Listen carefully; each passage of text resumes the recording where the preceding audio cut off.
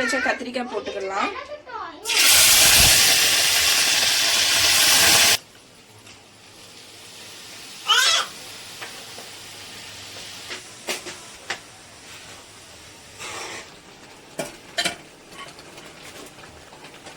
எண்ணெய் கத்திரிக்காய் குழம்பு ரெடி. எடுத்துக்கலாம்.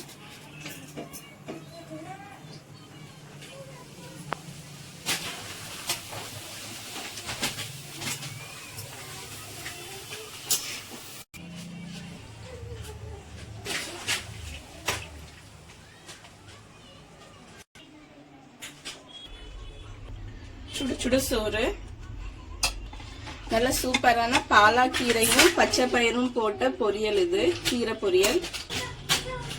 நல்ல மணக்க மணக்க எண்ணெய் கத்திரிக்காய் குழம்பு, அது கூடவே அப்பளம்.